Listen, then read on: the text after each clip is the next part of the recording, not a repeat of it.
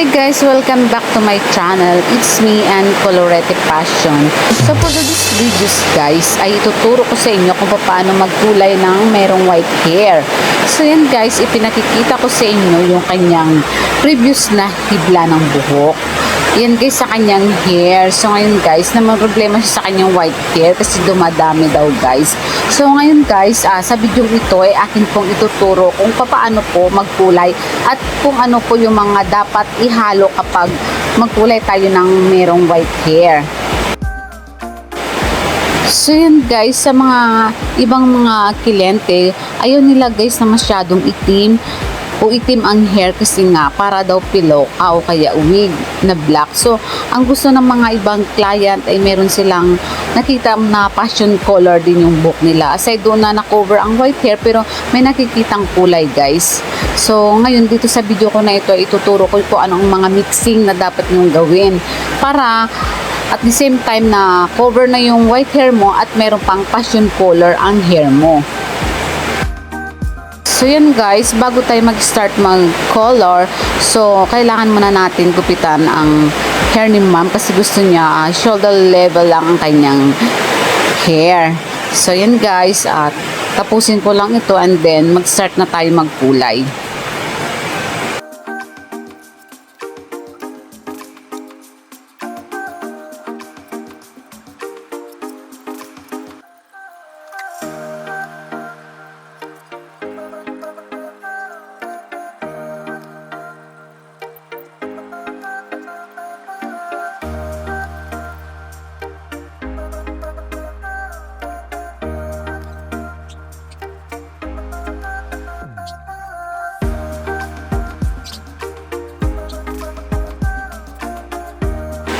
So yan mga palangga, tapos ko nang gupitan si ma'am. So yan, nilalagyan na natin ng air cap. Yan guys ay protection sa tenga. Kapag kinulayan siya, hindi po malalagyan yung tenga niya. And then i-prepare din natin guys yung bowl, brush, tinting brush, tsaka yung ano natin pangkulay. Ang pangkulay niya guys ay 5-3. And then haluan din natin siya ng number 2. Yung 5-3 guys, light golden brown. And then yung number 2 naman ay black. So, ang gagawin nyo dyan guys, imimix nyo yan. Pero papatakan nyo lang ng konting black yung light golden brown ninyo. Para yung white hair ni ma'am ay makover. At the same time, meron siyang may pagka blonde konti. Para kahit paano, nasa passion color pa rin yung kanyang hair. So, yung mga palangga, syempre hindi nawawala yung air cup. Para hindi malagyan yung kanyang tenga. So, yan i-sectioning na natin guys. Kasi magsisimula na tayo magkulay ng buhok ni ma'am. So, yan mga palangga, mag-mix na tayo ng gamot. Yung hawak ko na yan guys, na gamot ay 100 ml. So, ang bali gagamitin natin dyan ay 0.5 lang, kalahati muna. And then, i-retouch natin yung natira dyan, i-re-apply natin uli dun sa buhok ni ma'am para makover talaga ang mga puting buhok ni ma'am. Ang gamit nating developer guys o oxidant ay 6%.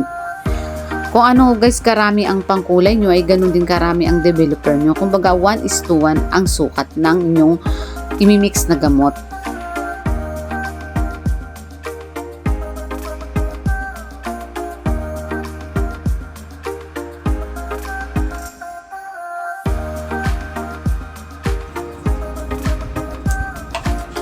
Ang pagkukulay guys ay kapag may white hair, roots to end na guys ang pag-a-apply.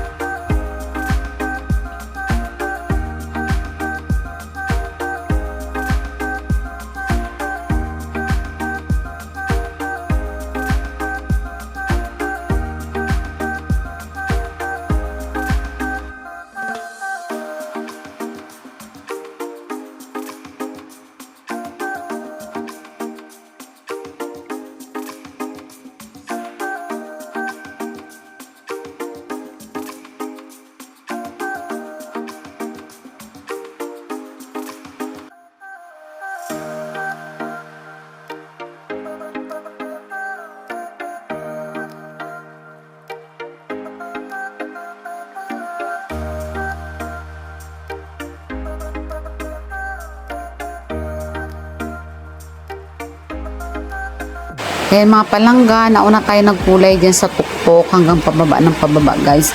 Tsaka sa pag-apply nyo guys, kailangan marami ang gamot na ilagay niyo sa hibla ng buhok.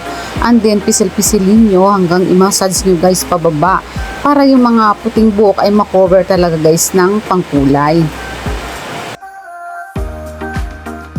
Pagkatapos natin siyang applyan guys ng pangkulay, ay atin po siyang ibabad ng 20 minutes. So after 20 minutes guys, ay atin pong babalikan para emulsify. Kasi yung natira niyang gamot ay atin pong i-re-apply.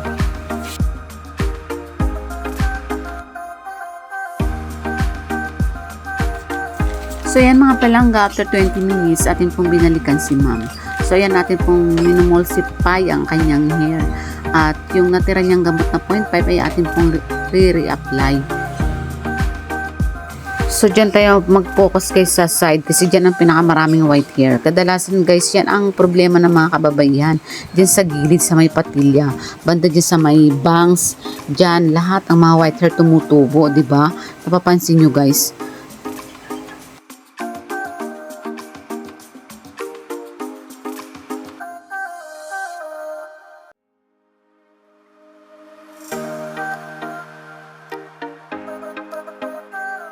So after ng pag-retouch natin guys, atin pong ibababad yan ng 35 minutes. After 35 minutes guys, check nyo uli kung okay na and then iwawas na natin.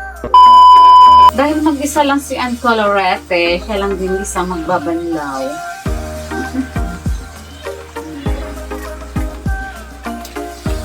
Manlawan natin ng gusto guys. Kailangan said ang pagbabanlaw para hindi makatisaan. Ayan, ang ganda na ng kulay ng buhok ni ma'am. Kita na yung brown. At the same time, cover pa yung white hair.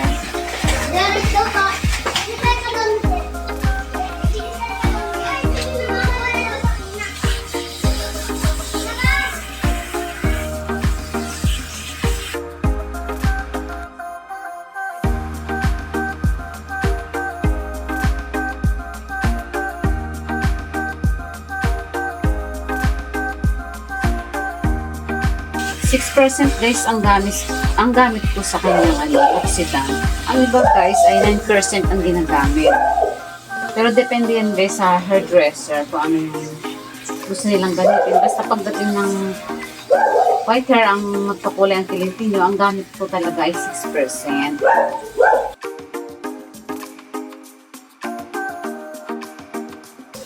Sa iba naman 9% kasi gusto nila yung light talaga yung kulay. Tapos nahaluan din nila ng 5-0 para yung white hair makover. Pero hindi ako nagagamit guys ng 9%. Kasi minsan nagbabakjab ako dun kasi hindi na-cover ang white hair. Ang iba kasi mga kliyente, sige gusto ko ng medyo may passion color. Kapag 9%, yung ibang mga glossy na white hair, minsan hindi na-cover. So, nagko-complain sila bakit daw hindi na cocoverin yung white hair nilang iba. Kasi nga ang gamit ay 9%. Kaya 6% ko talaga ginagamit ko pag ako po ang nagkukulay. Pag ako po depende po yan sa iba. Ganon. After nito guys, meron pa akong isang client. Kaya lang nasa 13 pa. So, nagpa-appointment. Siguro mga 3 o'clock siya pinapapunta. Kasi hindi pa nga ako tapos dito kay ma'am. Di ba ma'am? A few moments later.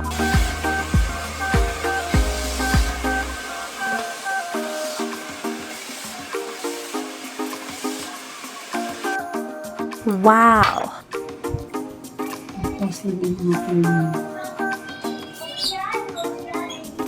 After nyan guys, lalagyan po natin ng serum oil.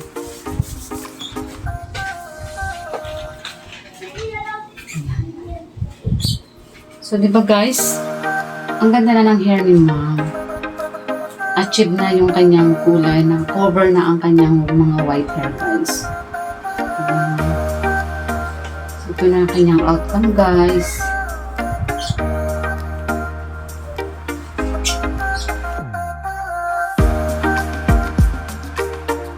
So yan mga palangga, naway nakapulot kayo ng aral kung paano magkulay ng mayroong white hair.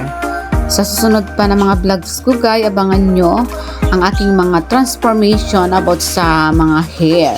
So maraming salamat guys. Bye bye. Mwah.